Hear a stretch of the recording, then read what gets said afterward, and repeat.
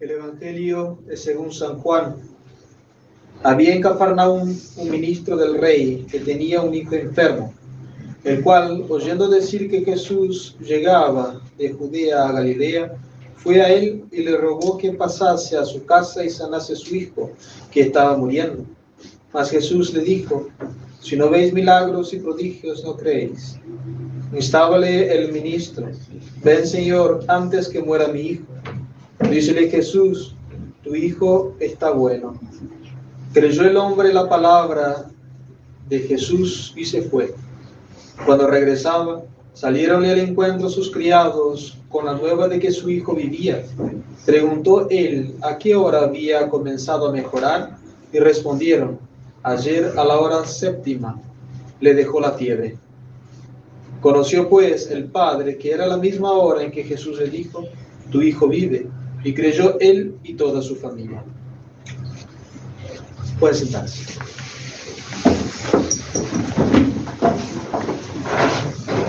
La epístola está tomada de la carta del apóstol San Pablo a los Efesios.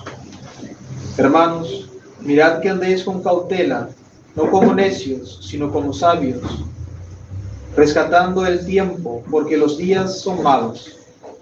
Por tanto, no seáis imprudentes, sin entender cuál sea la voluntad de Dios.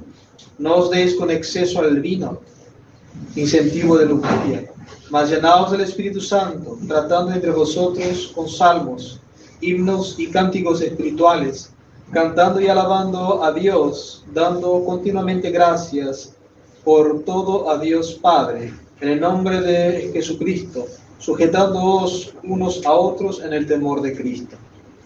En nombre del Padre, del Hijo y del Espíritu Santo. Amén. Dios te salve María, llena eres de gracia, el Señor es contigo.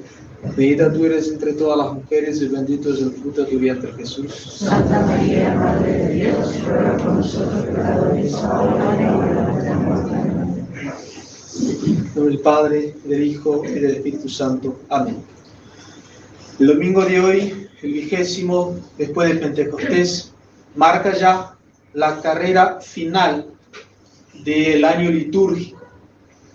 Don Granger, un gran comentarista de los domingos, dice que la Iglesia ya presenta esa curación y juntamente con el texto de San Pablo diciendo que los días son malos, para ir empezando a preparar las almas con la idea de los novísimos, la idea de nuestra presentación delante del Divino Juez y la sentencia universal para los buenos y a los malos. Los buenos gozar de la eterna bienaventuranza y los malos eternos castigos. Juntamente con esa idea viene lo que nosotros asistimos día a día de la lucha del mal, de la lucha del demonio contra la Iglesia, la esposa de Jesucristo. Y cuando uno se pregunta qué pasa de mal en el mundo y se da cuenta de todos los errores, le interesa, le gusta ver cuál va a ser la infiltración, qué fue eso, qué fue aquello. Y muchas veces se confunde la religión de lo bueno que hay que hacer y lo malo que se podría saber. Hay mucha curiosidad malsana que nos hace perder el tiempo y perder el foco de lo que es la religión. Yo no creo que nuestro Señor le pregunte a nadie en el juicio cuánto de grafeno ha consumido en su vida o cuántos rayos ha recibido. Nuestro Señor le va a preguntar quién lo ha amado de todo su corazón. Eso es la religión. Y esos que promueven la comida con grafeno y el rayito, cuando ven que nosotros perdemos el foco de la religión y no hacemos lo que manda San Pablo, cantar las alabanzas, cantar las glorias, rezar, eso sí es el verdadero foco, porque hace que el católico, que el cristiano, pierda el sentido de su religión. Recuerden, uno sí debe munirse, defenderse contra esos ataques, incluso corpóreos, pero eso no es religión. Hace parte de un sistema de defensa, pero no confunda la religión con eso. Quise comenzar el sermón con esas palabras solamente para que se entienda bien que lo que nosotros vamos a hablar aquí es para sacar un bien sobrenatural. Nada más.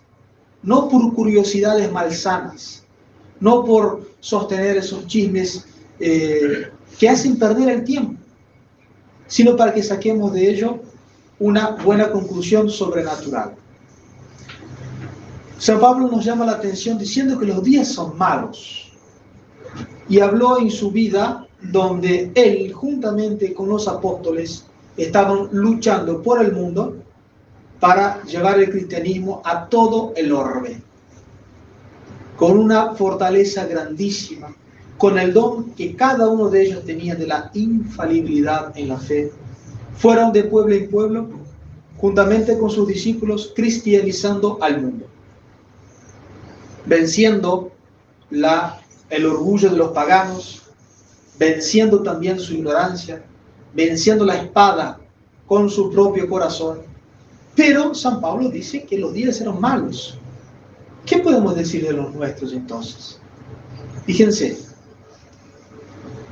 lo que los apóstoles destruyeron en el paganismo, por ejemplo, la potestad que el padre tenía sobre sus hijos, el derecho de vida o muerte. El padre de familia podría decidir si el hijo viviría o no. Y eso también movió a San Pablo a decir que los tiempos eran malos. ¿Qué vivimos hoy? Peor todavía. Y eso como algo, entre comillas, legal. La legalización de un pecado que clama al cielo, que es el asesinato de inocentes. Por supuesto que nuestros días son peores que de San Pablo. También la dignidad de la mujer. En la época de San Pablo, las mujeres eran objetos. También decisión de vida o muerte, o de su dueño si era una esclava, o de su marido si era una mujer casada. Pero ¿qué hizo el espíritu satánico de la modernidad? No rebajó a la mujer al nivel que le corresponde, sino que trató de elevarla a un nivel que no le corresponde. La mujer no es inferior al hombre, de manera alguna. Tiene un alma tan digna del cielo como un hombre, pero la mujer no debe ocupar un espacio que no sea de mujer. Fíjense una frase impactante de Chesterton. La mujer dejó de ser la auxiliar, la compañera de su marido para ser la esclava de su patrón. Eso es dignidad, eso es libertad, pero el mundo está ciego, los tiempos son malos. Ni hablar de lo que se está hablando, de una bendición a una unión entre pecados que claman al cielo, por decirlo de una manera, me entenderán muy bien.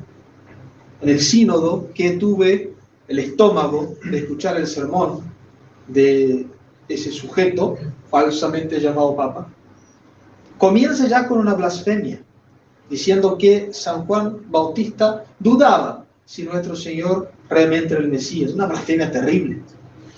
Un sínodo llamado para estudiar la posibilidad de bendecir una cosa que hizo con que Dios hiciera fuego bajar del cielo y destruir 5 ciudades. Hay días que uno sale por la calle, ve cosas y ya empieza a mirar el cielo a ver si no está cayendo el fuego. Los días son malos. Los días son malos, pésimos.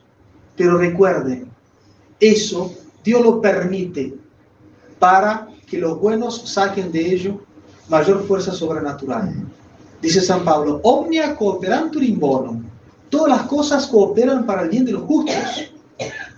A nosotros que nos toca vivir esos tiempos, esas cosas nos deben mover a mejorar, no a perder nuestro foco, no empezar a mirar cosas.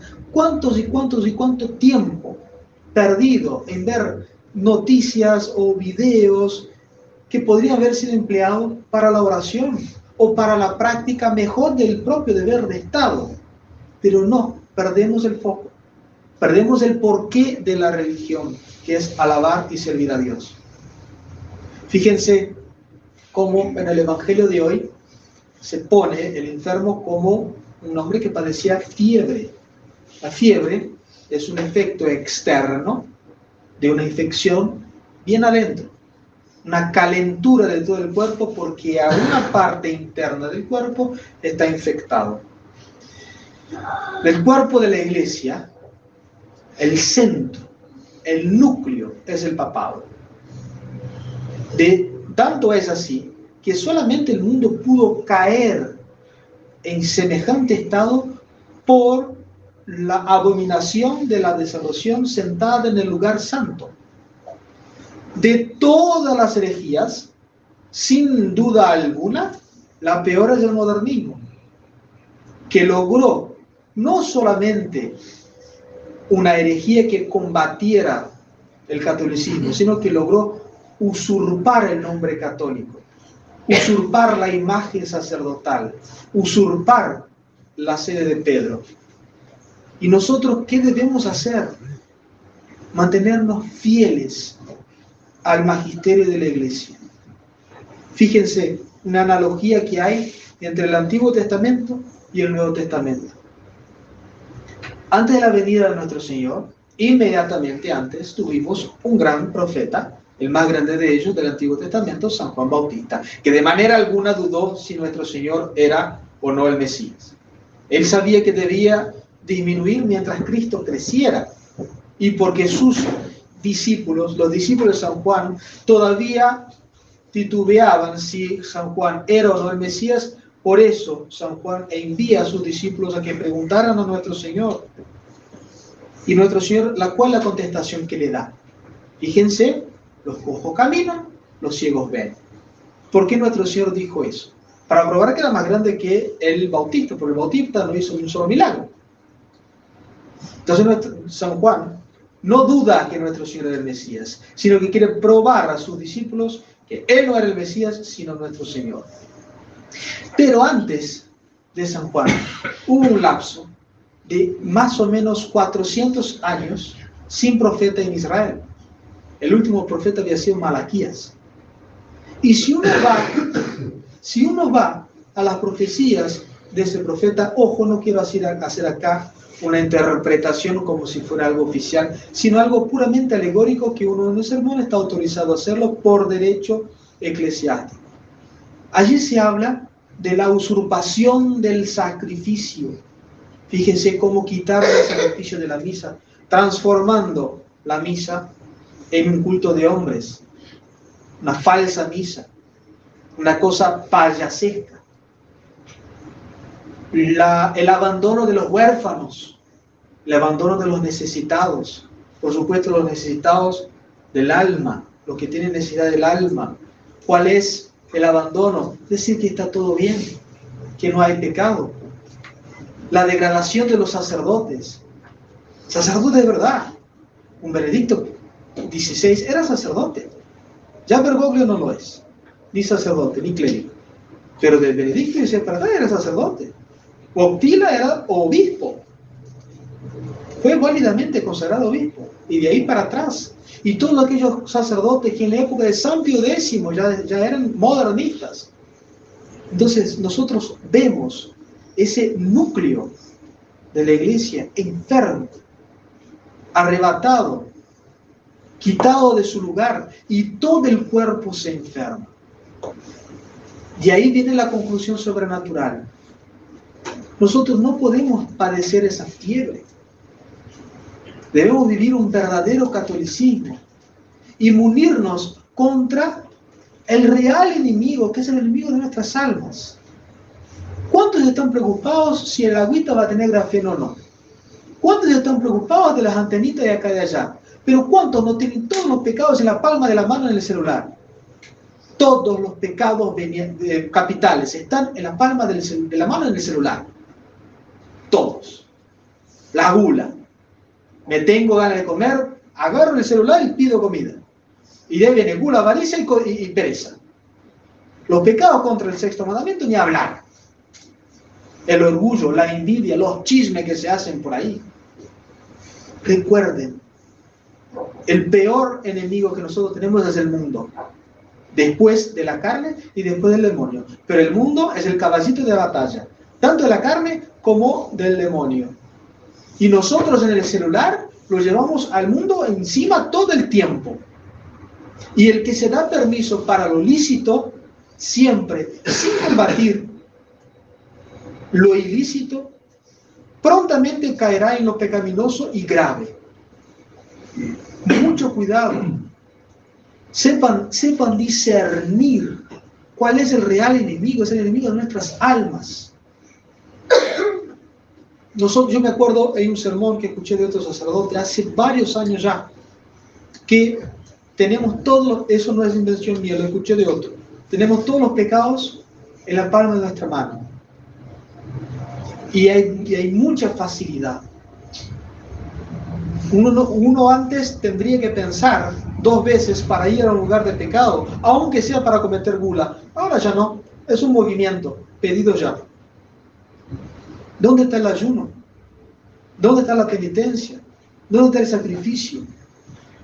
Ni hablar del detrimento intelectual que produce la pantalla. Personas que no pueden leer ya. Tiene que ser toda una cuestión visual. Y es una cosa que se estudia en la psicología.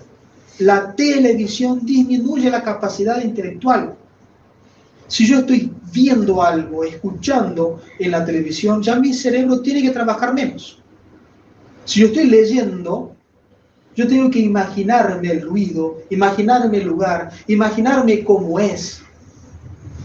Ahí tenemos un gran enemigo que nosotros en realidad ponemos por debajo del grafeno. Y no, mucho más arriba del grafeno. Mucho más. Y vamos perdiendo el foco. Nuestro Señor dice que esa generación es mala porque espera ver un milagro para creer. No esperemos el milagro para convertirnos. Nosotros estamos viendo ya la degradación del mundo. Es algo tangible. ¿Qué vamos a esperar? ¿A que aparezca el vacilante en el cielo para convertirnos? ¿Y sea muy tarde? ¿Y si no nos alcanza el tiempo? La conversión es ayer, anteayer. Ser bueno, pero ser bueno de verdad. Ser bueno de verdad. Buscar realmente la virtud. Refrenar la lengua. Fíjense lo que dice el apóstol Santiago. El que se cree religioso, fíjense, el que se cree religioso y no sabe refrenar su lengua, tiene una falsa religión. Su religión es vana. Obviamente hablando de la vida sobrenatural. Entonces, que todos esos aspectos que marcan el final de los tiempos, que nosotros sí tenemos que observarlos, tienen que ser una guía para ser mejores, no para poner toda nuestra atención ahí, como si eso fuera el objeto de la religión. El objeto de la religión es conocer, amar y servir a Dios, y por medio de ese conocimiento, amor y servidumbre, llegar a la gloria eterna. Si pasa por evadir las balas del enemigo, bárbaro, pero no es lo principal. No hay verdadero cruzado que en su mano tenga la espada y el rosario al mismo tiempo. Entonces vamos a pedir a la Santísima Virgen María esa gracia de discernimiento de espíritu. Saber realmente qué es la práctica de la religión. Entender que buscar una comida sana al mismo tiempo que se peca contra la caridad adentro de la casa. Lo otro, los gentiles, los paganos también lo hacen. Vamos a pedir entonces a la Virgen María esa gracia, el discernimiento de espíritu. Saber realmente practicar nuestra religión y no dilatar nuestra conversión. No dilatar nuestra conversión, porque puede ser que ya nos quedemos sin tiempo. Ave María Purísima. Padre, Hijo y Espíritu Santo.